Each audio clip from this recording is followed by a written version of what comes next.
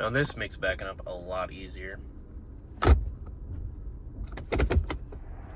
And welcome back to the channel for another video. This might be the last video actually of the year. It is near the ending of December, but it is clear outside, as you can see the background behind me, but it is actually really cold. But with that being said, it is clear enough, instead of raining like it has the past couple of days, to go ahead and shoot a video. We've had some stuff happen to the 4Runner. There are some parts that I have, and some have been installed, some haven't. One is on the way, should actually be here today. So let's go ahead and dive into, basically this winter project is way ahead of schedule, so we're almost done with that, so we can kind of get more or less focused back onto the Mustang. So let's go ahead and dive in this video real quick. So as we're diving into this video, and as I walk around a little bit of the 4Runner, if you're pretty familiar with this 4Runner, or if you're not new to the channel and seen this on the channel before, you're gonna say there's nothing really new to this. I've already seen all this.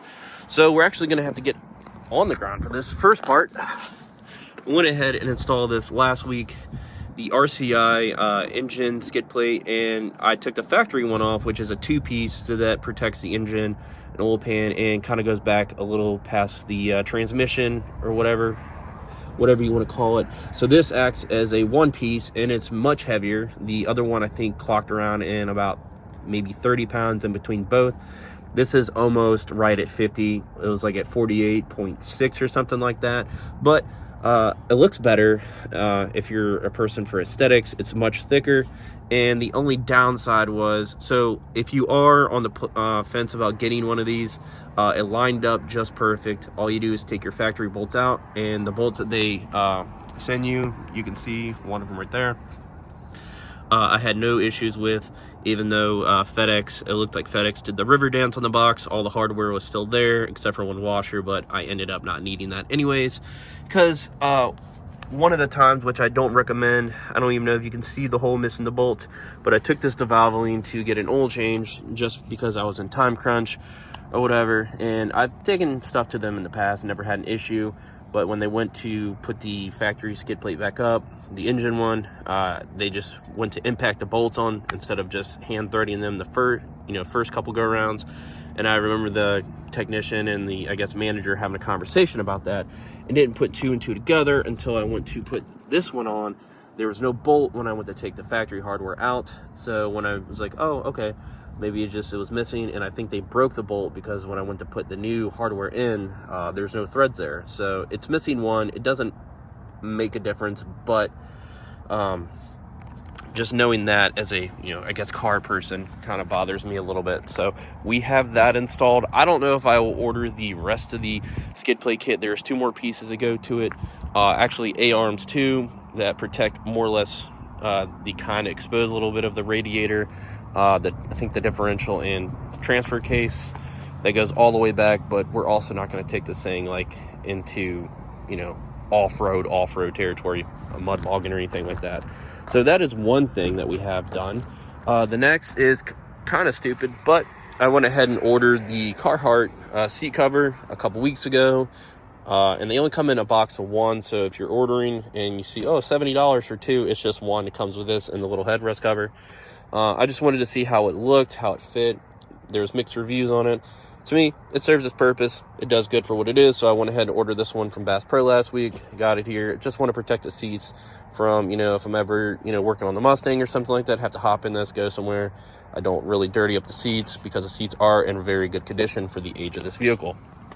So let's get into what the beginning of this video I showed you. Went ahead and had the Kenwood Exelon or whatever it is. I think it's the DMX 7709S radio. And the reason I went with this one instead of like a Pioneer or a Sony is I love that this almost feels like an Android or an iPhone. I have an iPhone, so the response screen is, to me, they have that kind of like cheap, filmy material, I guess, some of the radios, but this one is more, I guess, like a phone would be, more glass, if you want to say. I'm trying to search for the words, but there you go. This one does have the Apple CarPlay. It has a built-up back-end camera that I also had hooked up, so that was the first part that you saw in the video, which I'm actually super surprised. This is the first time I've ever had a rear view camera in a car besides the 2014 4Runner. The Mustang doesn't have one.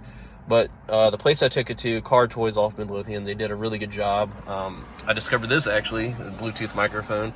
I picked it up last night, so it was kind of dark out, didn't see that was there. And, you know, I guess it makes phone conversations a little easier, not that I really cared about that. But this does have the Apple CarPlay.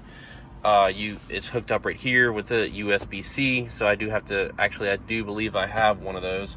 So this does not have it has Bluetooth, but it doesn't have the Bluetooth Apple CarPlay. I didn't want to spend the extra $200 for that. So overall, the radio sounds super good with pretty good with the factory speakers and stuff like that, the tweeters. I don't think I will ever upgrade with a sub or anything for that. Anyways, that's that. So that's out of the way.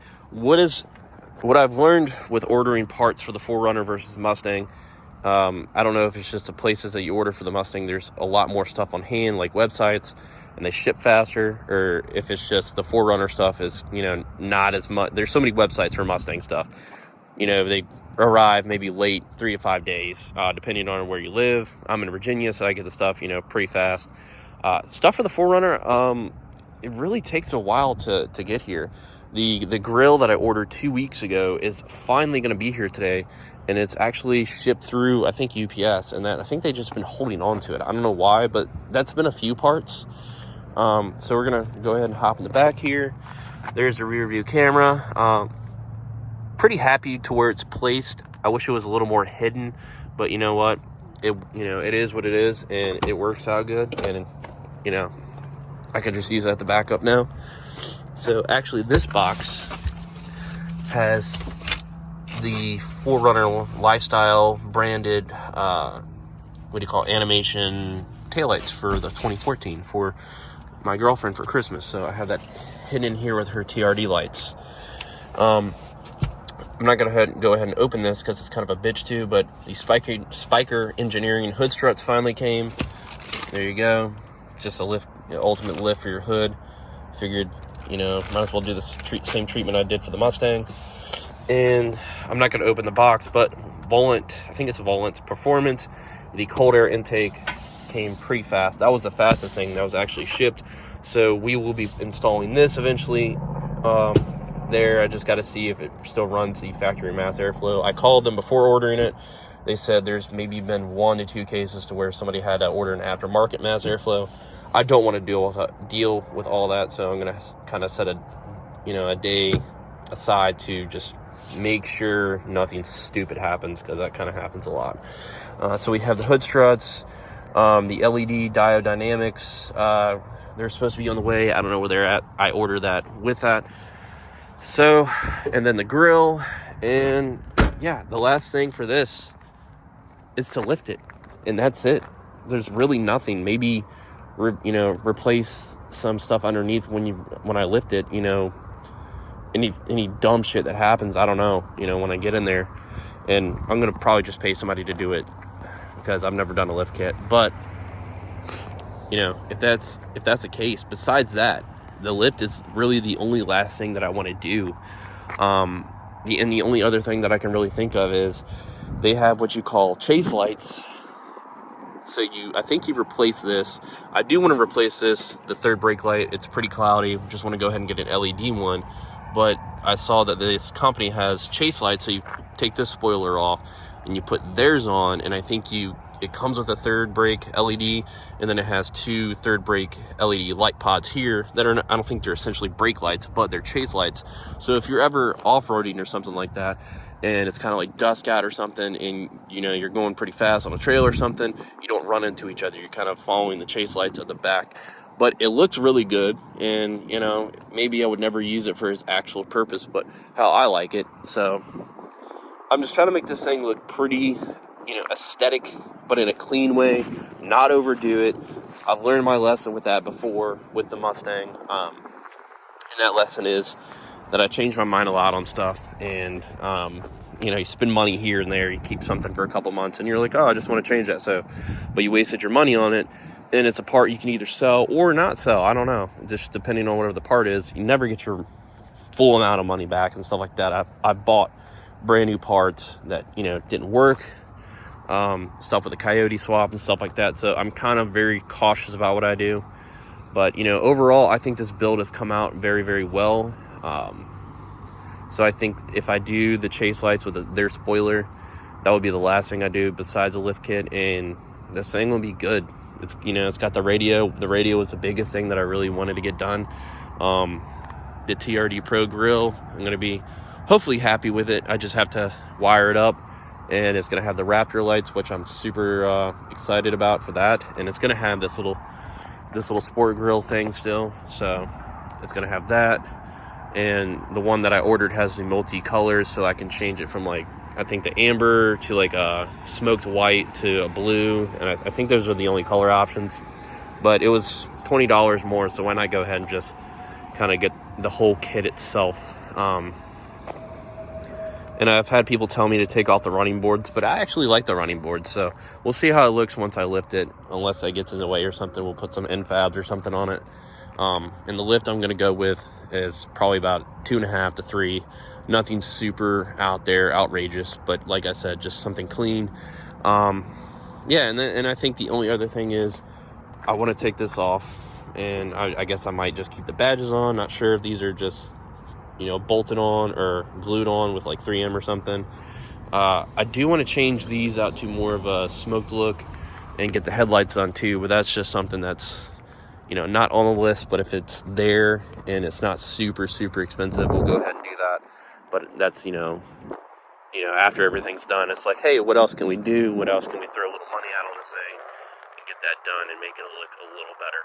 But hey, I'm super happy with it. I hope you guys are enjoying this little content of the 4Runner build that I didn't really expect to happen on the channel, but I think it's a little something different and kind of gets away from the Mustang stuff for a little bit. We'll be back at it with the Mustang, especially after the year, because we're just mainly going to focus on that, because this thing, like I said, is basically done. And I've said it in this video way too many times, but I love how it's come out. Paint's good, don't have to really worry about that stuff.